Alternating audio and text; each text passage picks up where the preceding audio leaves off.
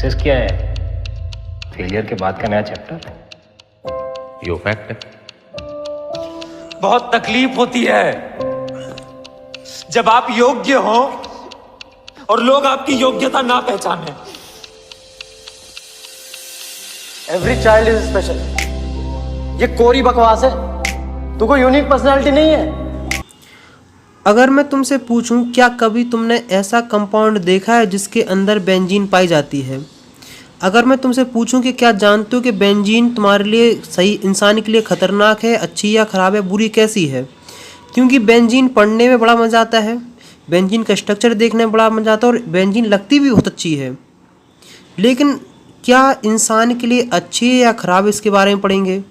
और मैं तुम्हें बताऊंगा कि सबसे सिंपलेस्ट एक कंपाउंड का नाम बताऊंगा, एक दिखाऊंगा तुम्हें चीज़ के आखिरकार बेंजीन कहाँ पाई जाती हो। तुम ऐसा कोई व्यक्ति नहीं होगा जो बेंजीन को ना जानता हो, मतलब उस कंपाउंड के बारे में बात करेंगे तुम्हें समझ में आ जाएगा कि हाँ यार मैंने ये वाला कंपाउंड देखा है।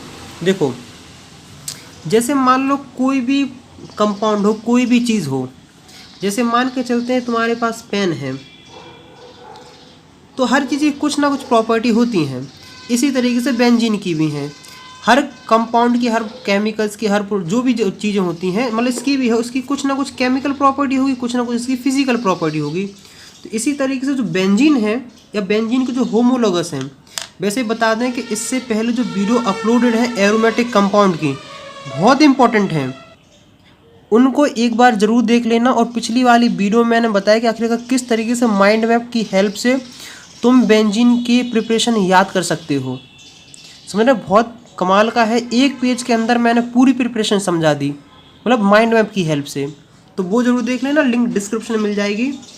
आखिरकार अब हम बात करते हैं क्या, properties of benzene and it's homologous. तो बता दें कि किसी भी जो प्रोडक्ट होता है, कोई भी कंपाउंड होता है, उसके पास दो प्रॉपर्टी होती हैं। एक होती है फिजिकल और एक होती है केमिकल। तो सबसे पहले आखिरकार हम शुरुआत करते हैं कि आखिरकार फिजिकल प्रॉपर्टी कौन सी प्रॉपर्टी होती हैं। देखो, जैसे मेल्टिंग पॉइंट, बॉइलिंग पॉइंट, ये सब इसी के अंदर आती हैं फिजिकल प्रॉपर्टी। तो हेडिंग डालो फिजिकल प्रॉपर्टी। तो जैसे बता दें कि जो फिजिकल जो जब बेंजीन हो या इसके होमोलोगस मतलब कुछ नहीं होते, वही उसी के खानदान के व्यक्ति होते हैं। जैसे बेंजीन है, ये रही बेंजीन का एक होमोलोगस कोई बनाने के लिए कहे तो ये बना दो, लो यहाँ CH3 लगा दे।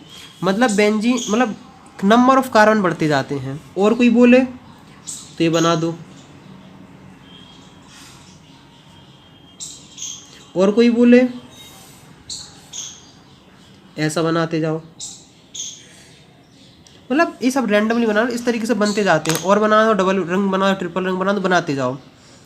तो वैसे बता दें कि जो बेंजीन हो या इसके होमोलोगस हो, कार्बन नंबर 1 से लेके कार्बन नंबर 8 तक ये कैसे होते हैं, कलरलेस होते हैं।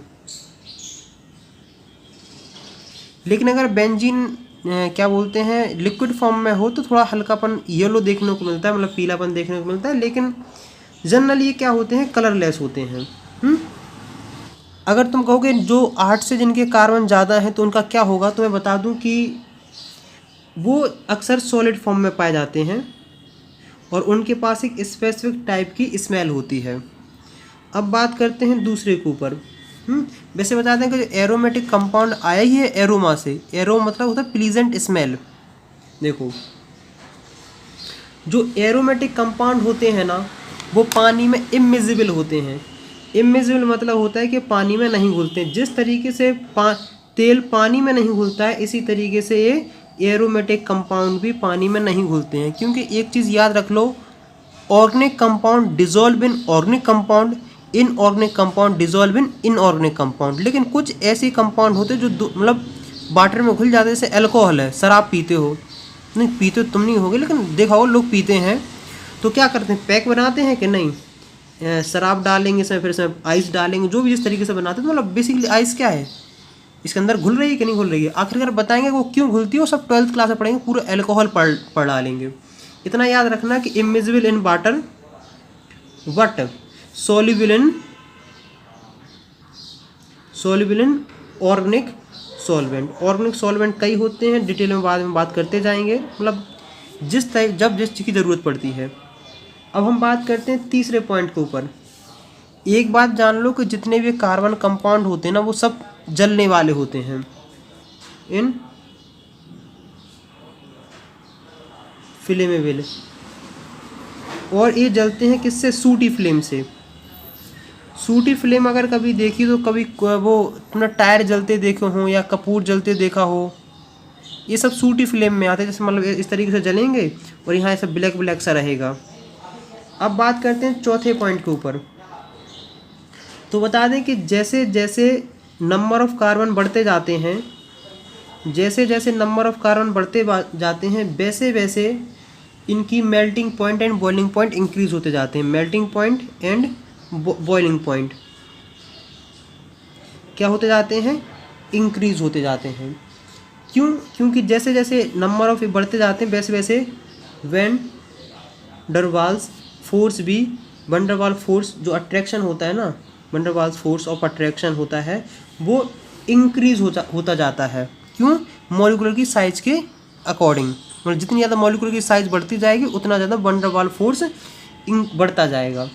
अब देखो, जैसे किसी के दिमाग में आ सकता है कि भैया जैसे हमारे पास बेंजीन है, और बेंजीन के 3 प्रकार के तुमने आइसोमर देखे होंगे, एक ortho, Meta and para. Ortho, Meta, para में अगर कोई डाउट कन्फ्यूजन हो तो मैं बार बार बोल रहा हूँ, इससे पहले वाली वीडियो जरूर देख लेना, जरूर देख लेना, जरूर देख लेना।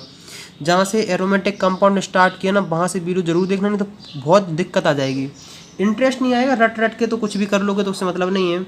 देखो CH3, अगर मान लो यहाँ कुछ लगता है मतलब तो उसे ऑर्थो बोलेंगे, यहाँ कोई लगता है तो मेटा बोलेंगे, यहाँ कोई लगता है तो पैरा बोलते हैं। तो जो पैरा वाला होता है ना, ये पैरा वाला, इन तीनों में पैरा वाले की मेल्टिंग पॉइंट हाईएस्ट होती है। अगर कोई पूछे कि ऑर्थो, मेटा, पैरा में सबसे ज़्यादा, जैसे मान लो CH3 ए रहा है, CH3 और एक ए रहा, देखो दोनों में ही नंबर ऑफ कार्बन बराबर है कि नहीं है, और CH3 ए तुम्हें एक से लग रहे होंगे, लेकिन इसका मेल्टिंग पॉइंट ज़्यादा है। क्यों? क्योंकि इसके पास सिमेट्री ज़्यादा है। इसका लिख दो मोस्ट सिमेट्रिकल। अगर कोई पूछ ले कभी कभार, अगर MCQ में आ जाए कि और पैरा वाला की मेल्टिंग पॉइंट ज़्यादा क्यों होती, तो एक ही रीज़न है, मोस्ट सिमेट्रिकल।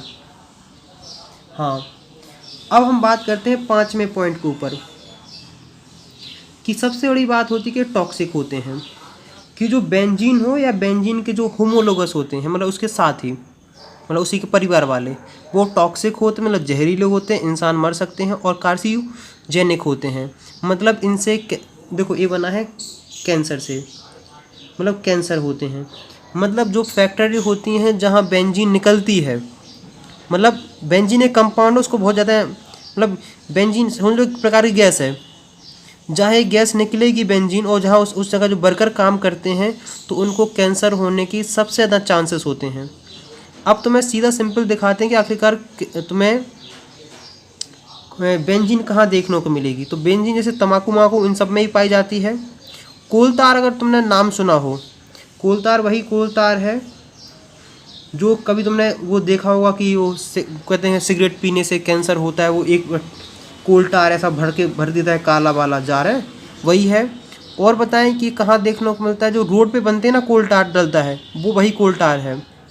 तो वहाँ भी ये बेंजीन रिंग, बेंजीन निकलती है। बेंजीन एक प्रकार का कंपाउंड है और गैस के फॉर्म में देखने को हमें मिलता है।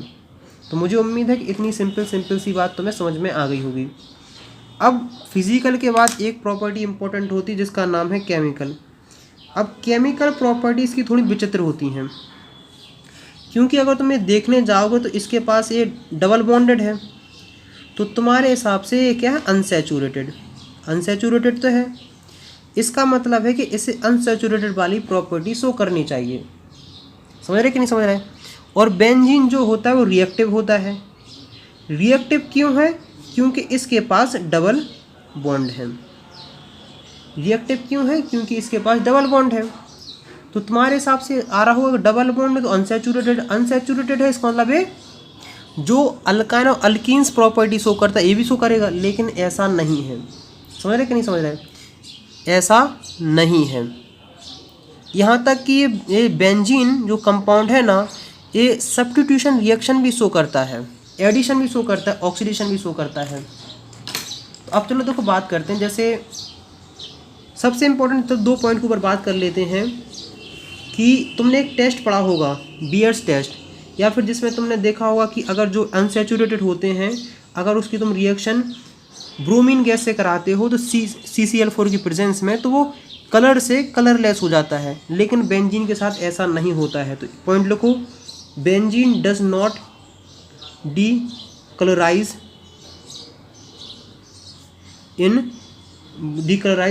ब्रोमीन, मतलब ब्राउन कलर की होती है, इन CCl4, मतलब CCl4 की प्रेजेंस में ब्रोमीन का कलर चेंज नहीं होता है, मतलब कलरलेस नहीं होता है अगर बेंजीन रिंग है तो, मतलब बेंजीन कंपाउंड है तो।